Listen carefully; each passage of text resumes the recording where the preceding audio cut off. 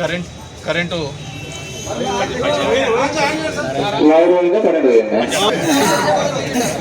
ఈరోజు పెరిగిన విద్యుత్ ఛార్జీల మీద, పెరిగిన ట్రూ యాప్ ఛార్జీల అని చెబుతూ ట్రూ ఛార్జెస్ అనేది మన మీద మోస్తున్న భారానికి నిరసన తెలుపుతూ ఈరోజు ఇక్కడికి విచ్చేయడం చేసిన ధర్మవరం నియోజకవర్గ ప్రజలందరికీ కూడా, కార్యకర్తలకు అందరికీ కూడా పేరు పేరున ధన్యవాదాలు తెలియజేసుకుంటున్నాము. దగ్గర దగ్గర 8 నెలలైంది కూటమి ప్రభుత్వం ఏర్పడి. ఇచ్చిన ప్రతి హామీని కూడా తుంగలేకి తొక్కుతూ, ఏమాత్రం కూడా వాటిని పట్టించకుండా విస్మరిస్తూ, తప్పు చంద్రబాబు నాయుడుది కాదు, వినే జనాలది. ఎందుకంటున్నానంటే ఇది 1 కాదు, 2 కాదు, 3 కాదు, ఇది 4వసారి ఆయన ముఖ్యమంత్రి. ప్రతిసారి కూడా ఆయన తప్పుడు హామీల మీదనే అధికారంలోకి రావడం జరిగింది. మీరు మీ వీడియోలలో అంతా కూడా చూసింటారు. బాధుడే బాధుడు, మీకు ఇవన్నీ ఛార్జీలన్నీ వేస్తున్నారు, మన ప్రభుత్వం వస్తానే వాటన్నింటినీ కూడా తగ్గిస్తానని చెప్పేసి హామీ ఇవ్వడం జరిగింది. తగ్గించే కథ దేవుడికి ఎరుక. 15,000 కోట్ల రూపాయలకు సంబంధించి ఈరోజు మన మీదే మళ్ళీ భారం పడుతుంది. గతంలో ఇదే విధంగా 14 నుంచి 19వ పద్ధతిలో ఉన్నప్పుడు, చంద్రబాబు నాయుడు ఉన్నప్పుడు కూడా ఇదే విధంగా విద్యుత్ అంతా కూడా భారం మన మీద కూడా వేయడం జరిగింది. చాలా మందికి తెలుసు, అప్పుడు సర్పంచులకు కానీ మున్సిపాలిటీలో ఉన్న వాళ్ళందరికీ కూడా ఆ కరెంటుదంతా కట్టడం కానీ 15th ఫైనాన్స్ డబ్బులంతా దానిలోకి పంపించేవాళ్ళు. అదేవిధంగా విద్యుత్ కొనుగోలులో కూడా బయట 4 రూపాయలకు తక్కువ దొరుకుతుంటే ఈయన 4 రూపాయల 50 పైసలు కొనేవాడు. ఇప్పుడు మనం దగ్గర ₹2.49 కరెంటు కొంటున్న పరిస్థితి. దానికి కూడా రాద్ధాంతం చేసినారు. అదాని ఇట్లా చేసినాడు, వీళ్ళు ఇట్లా చేసినారు. కాబట్టి మనమందరం కూడా ఆలోచించుకోవాల్సిన అవసరం. చంద్రబాబు నాయుడు చెప్పినాడు, ఆ కూటమిలో పార్ట్నర్ అయినటువంటి ప్రశ్నిస్తానని పెట్టిన పార్టీ అయినటువంటి పవన్ కళ్యాణ్ గారు చెప్పినారు, ఏంటి కరెంటు ఛార్జీలంతా ఎలా పెంచుతారు, దీనికి ఎవరు అని చెప్పేసి ఊక్కుంటా మాట్లాడినాడు. ఇప్పుడేమో మౌనవ్రతం పాటిస్తున్నాడు. ఈ విధంగా ప్రతి అంశంలోనూ కూడా దగా చేస్తూ, ప్రజల్ని మోసం చేస్తూ ఉన్న ఏకైక ప్రభుత్వం ఏదైనా ఉంది అంటే ఒక్క కూటమి ప్రభుత్వమే అని చెప్పేసి చెప్పచ్చు. దీనికంతా ఆయన చెప్పేవాడు, బటన్ నొప్పేది ఏముంది, ముసలాయమ్మ కూడా ఒత్తుతుంది బటన్ అని చెప్పేసి. మళ్ళీ ఈ ముసలోడు ఎందుకు ఒత్తలేకపోతున్నాడు?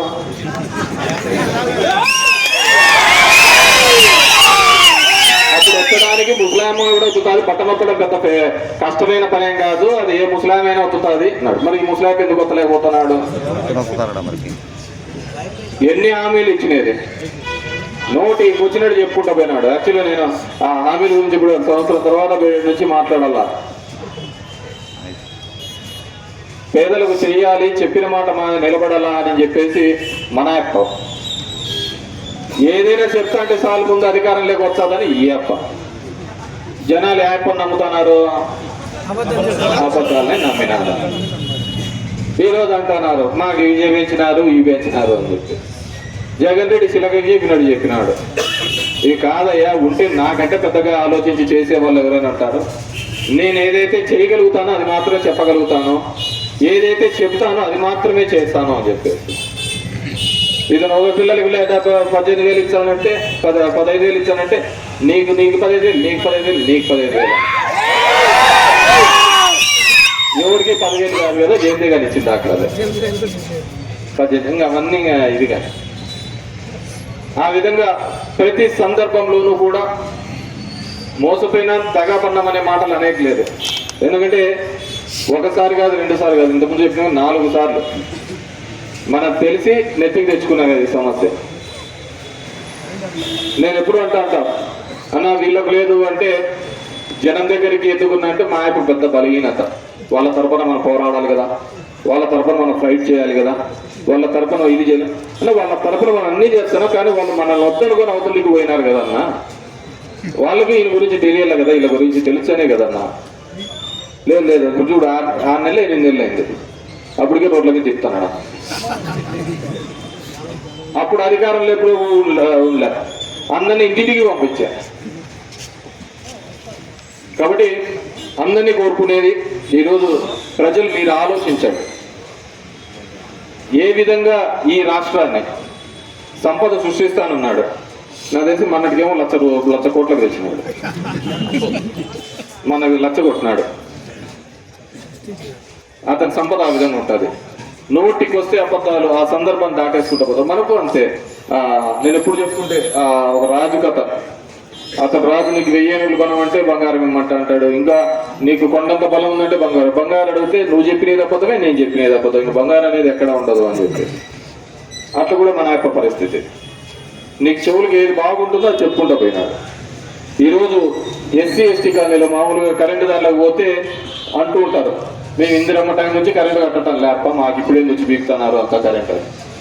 ఇందిరమ్మ టైం నుంచి కట్టగా స్పీకర్ ఏమో కానీ చంద్రబాబు ఉంటే మాత్రం కట్టడం కట్ చేస్తారు. చూసాం ఇదే కరెంటు ఛార్జీలు ఇదే విధంగా చేసినారని చెప్పేసి బషీర్బాగ్ దగ్గర రైతాలు అందరూ ధర్నా చేస్తే కాల్పులు చెప్పినాడు చదువు. ఈ సంపద సృష్టి ఇవన్నీ కూడా డొల్ల, అన్ని అబద్ధాల యొక్క మాటలు. దయచేసి ప్రజలు కూడా ఇంకా టైం ఉంది, ఆ జమిలీ వచ్చి 3 ఏళ్లలోనే అయిపోతుంది. గమనించండి, రాజకీయాలు అందరూ చేస్తుంటారు, ఓట్లకు వస్తుంటారు, పోతూ ఉంటారు, అందరూ చేస్తుంటారు. కానీ మనం అందరం కూడా గమనించాల్సింది ఏంటంటే, ఎవరు ఈ రాజకీయ చరిత్రలో ఒక చెప్పిన మాట కోసం పరితపించి పనిచేసిన నాయకుడు ఎవరైనా ఈ దేశంలో కానీ రాష్ట్రంలో ఉన్నారు అంటే అది ఒక్క జగన్మోహన్ రెడ్డి గారే.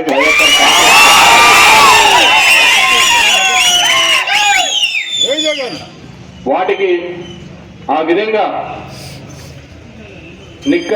నికార్చుగా చెప్తూ ప్రజలే పోతారు. నేను అన్నాను జగన్ రెడ్డితో, అన్న సత్యరిచంద్రుడు కూడా ఇట్లాగే నిజం చెప్పని చెప్పేసి ఆడ పోయి కాటికాబరై కూర్చున్నాడు. నిజాలు ఎవరికి నచ్చవున్నా అబద్ధాలతో పోతుంటేనే చూడు చంద్రబాబు 4 సార్లు అయినాడు, అందరినీ చేసుకుంటూ పోతున్నాడు. 30,000 మంది అమ్మాయిలు మిస్సింగ్ అంటారు, మన ఎవరు మిస్సింగ్ లేదని వాళ్ళే చెప్పి. 25,000 టన్నుల డ్రగ్స్ వచ్చినాయని చెప్పి మొన్న చూస్తానే అదేదో పొట్టు వచ్చిందని చెప్పారు వాళ్ళు, సిబిఐ వాళ్ళు. అవన్నీ ముందే తెలుసు వాళ్ళకు, ఎలక్షన్స్ టైంలో చెప్పడం. ఎందుకంటే మనకు అవుతుందని ఎలక్షన్లు అయిపోయినాక ఇంకా సిబిఐ వచ్చి అదంతా ఏం లేదంటే ఉత్తుతాం మాట్లాడు. కాబట్టి మీకోసం మేము అధికారంలో ఉన్నా లేకపోయినా జనం కోసం పోరాడే నాయకుడు ఎవరైనా ఉన్నారంటే